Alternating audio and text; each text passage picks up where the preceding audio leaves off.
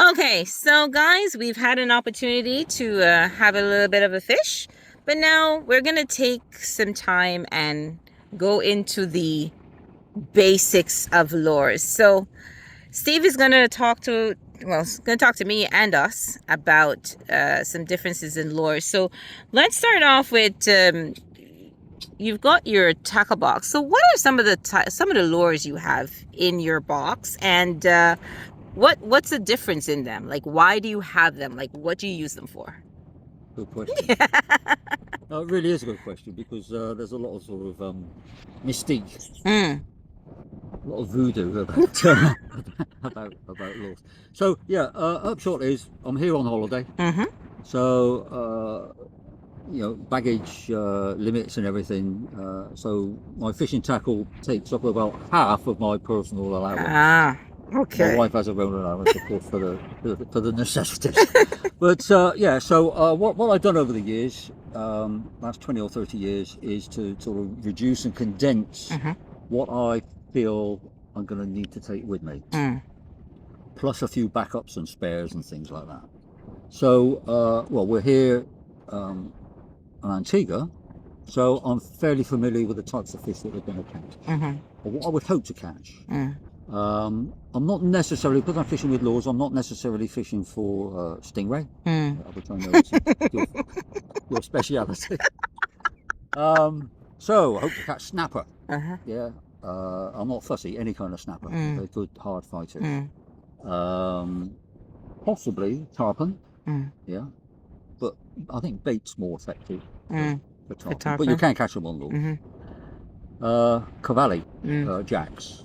So I think here you've mainly got horsehair jacks, yeah, which are the bigger Those ones. big, You those. get smaller yellowtail jacks Right, and right, things right, such as right, that, right, which right, right, right. I don't turn my nose up Mm-hmm. at. But, Mm-hmm. yeah. Mm-hmm. A permit is not a jack. It is a It's member of the jack family, okay.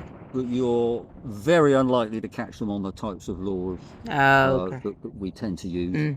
You'd be better off using fly fishing gear with an Mm. imitation crab or an imitation Okay. prawn or something like that. Mm-hmm. So, because what we're trying to do, I think we had a conversation earlier where what we're trying to do is imitate a bait fish Mm-hmm. predominantly Mm-hmm. for the types of fish: snapper, tarpon, barracuda, Mm. snook. Mm-hmm. That's the crux of the matter, really. What we're trying to do is imitate something that a predatory fish would feed on, Mm-hmm. and in the main, that's going to be other fish, Right. smaller fish. Yeah. Right. Okay. So, yeah, the types of lures that I bring with me, and as I say, this is a sort of whittled down, condensed Right. version. I've got 25 to 30 more boxes like this at home.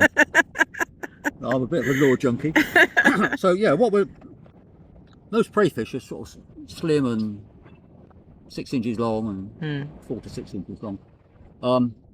Dark colour on the back, shaded on the side, and then a white belly. Mm-hmm. Now, people do get hung up a bit on the colours, Mm.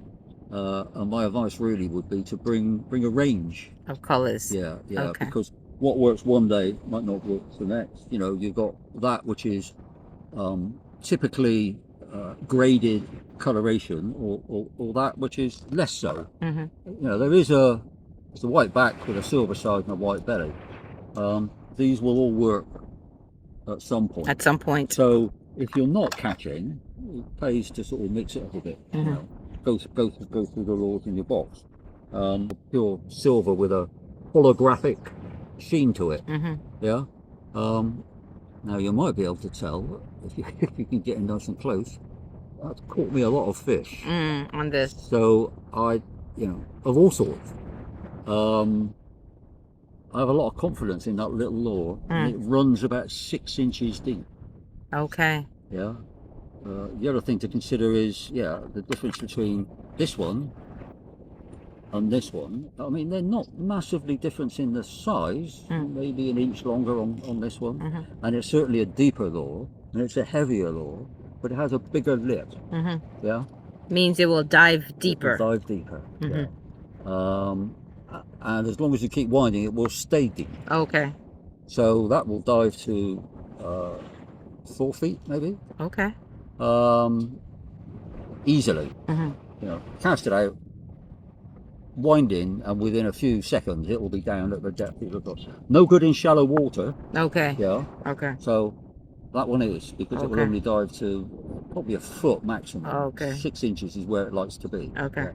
Yeah. So if you're fishing on a flat, there's a flat where I give you there's a flat quarter of a mile away. Mm-hmm. Yeah, where I caught grey snapper on that lure. Mm-hmm. Yeah, yeah. But the water is knee deep. Mm. Yeah. So there's a number of things, number of factors to yeah. What type of fish are you hoping to catch?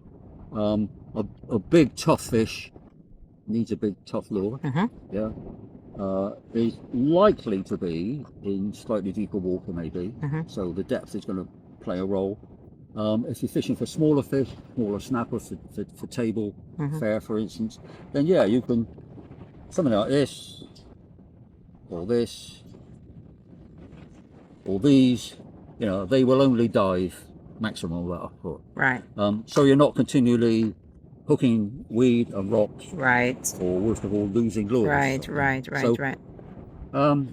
It isn't just the type of fish that you're hoping to catch that you have to sort of mentally build into the equation about lure. But you did ask me a specific question about, why would I choose a lure? What am I? So first thing, what are the fish you're hoping to catch? Mm-hmm. That should match the size and the robustness of the lures that you're using.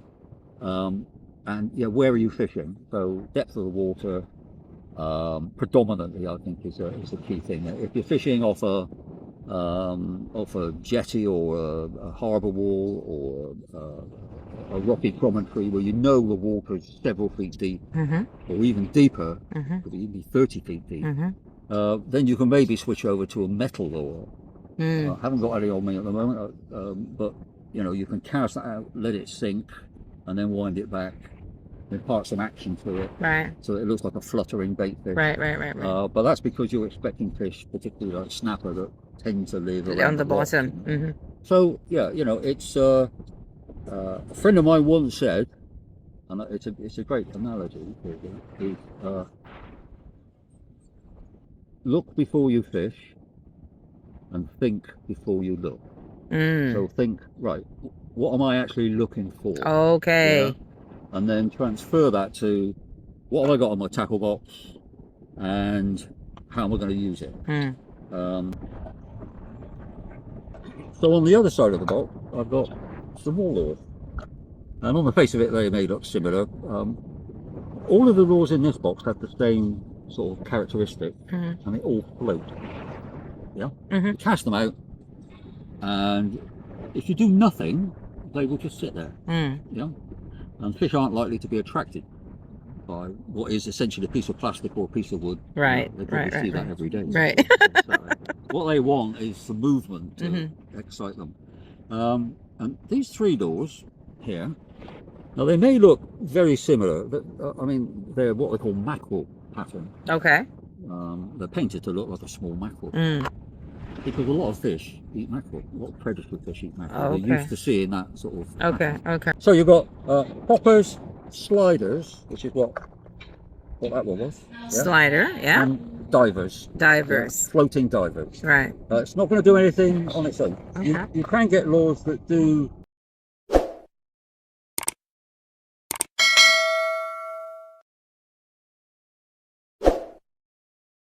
You can get lures that will naturally sink. Yeah. They tend to be a little bit heavier than floating lures. You can let them fall down to 10 feet, 13 feet. Okay. And then when you retrieve them, they tend to come up in the water. Okay. You can also get lures, just to complicate things, which are sort of neutrally buoyant. So they look like this, yeah, with a lip.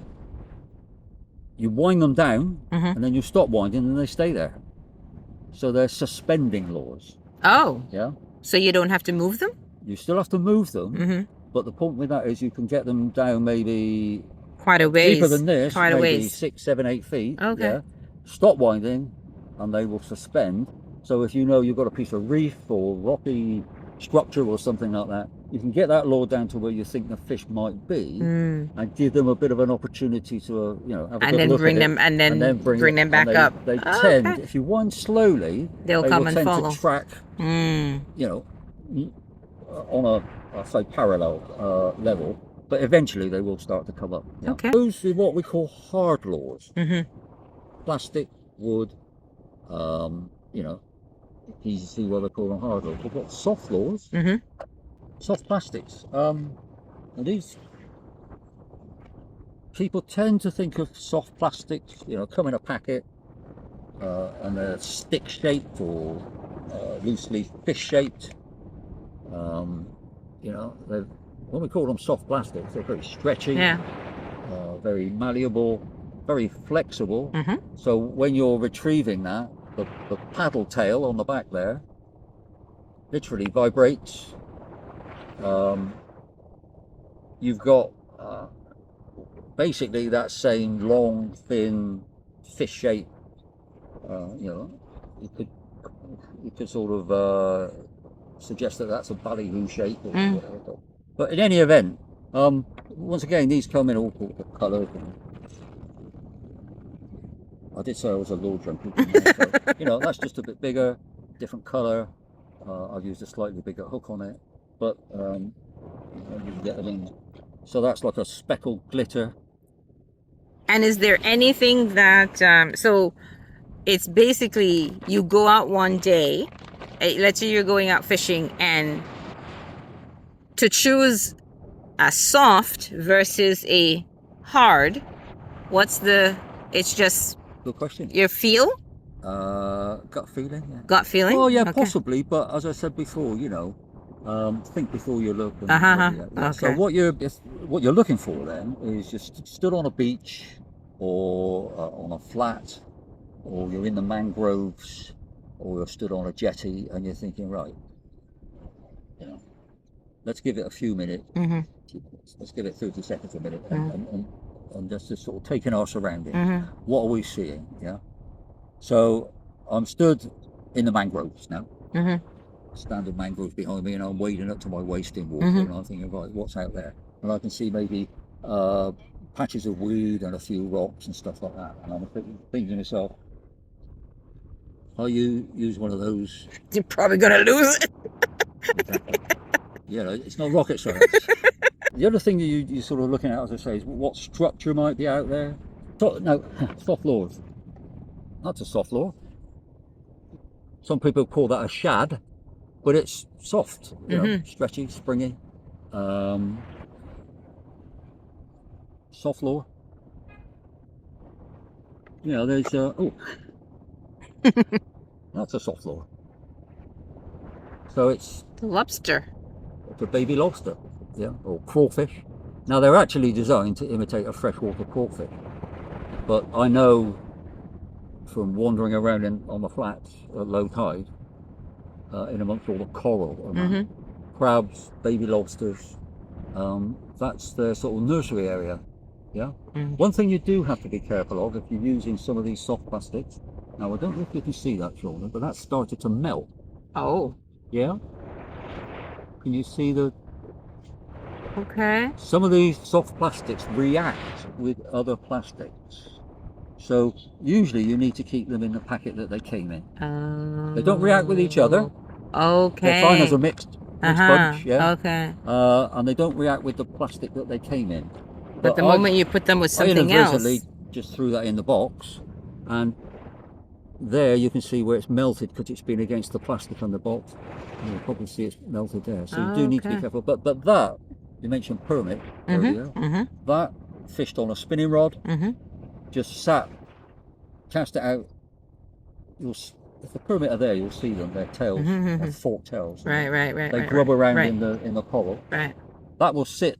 It's got a little weight inside, so it's got a bit of weight to it. Easy to cast with a spinning rod, and it sits with these pincers floating in the water because there's tiny little air pockets in there. Okay. And so it sits just like a little lobster that was trying to defend itself. Right. So really, really natural.